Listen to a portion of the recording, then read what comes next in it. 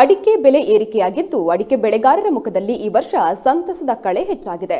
ಅದರಲ್ಲೂ ಕರಾವಳಿ ಮತ್ತು ಕೇರಳದ ಗಡಿಭಾಗದ ಕಾಸರಗೋಡಿನಲ್ಲಿ ಬೆಳೆಯುವ ಬಿಳಿ ಅಡಿಕೆಯ ದರ ಕಳೆದ ವರ್ಷಕ್ಕಿಂತ ದುಪ್ಪಟ್ಟಾಗಿದೆ. ಈ ಬಾರಿ 1 ಕ್ವಿಂಟಾಲ್ ಅಡಿಕೆಗೆ 50,000 ಆಗಿದೆ. ಪ್ರತಿ ಕೆಜಿ ಅಡಿಕೆಗೆ 505 ರಿಂದ 520ಕ್ಕೆ ಏರಿಕೆಯಾಗಿದೆ. ಉತ್ತರ ಭಾರತದಲ್ಲಿ ಅಡಿಕೆ ಬೇಡಿಕೆ ಹೆಚ್ಚಾಗಿದೆ. ಅಲ್ಲದೆ ಕೊರೋನಾ ನಿಯಮದಿಂದ ವಿದೇಶಗಳಿಂದ ಆಮದಾಗ್ತಿದ್ದ ಅಡಿಕೆಗೆ ನಿರ್ಬಂಧ ಹೇರಲಾಗಿದೆ. ಇದರಿಂದ ಬಿಳಿ ಅಡಿಕೆಗೆ ಬಂಗಾರದ ಬೆಲೆ ಬಂದಿದ್ದು ಬಿಳಿ ಅಡಿಕೆಯ ದರ ಇನ್ನಷ್ಟು ಹೆಚ್ಚಾಗುವ ಸಾಧ್ಯತೆ ಇದೆ. ಅದರಲ್ಲೂ ಹಳೆ ಅಡಿಕೆ ಇಟ್ಟುಕೊಂಡವರಿಗೆ ಈ ಬಾರಿ ಲಾಭ ಸಿಗೋದು ಗ್ಯಾರಂಟಿ.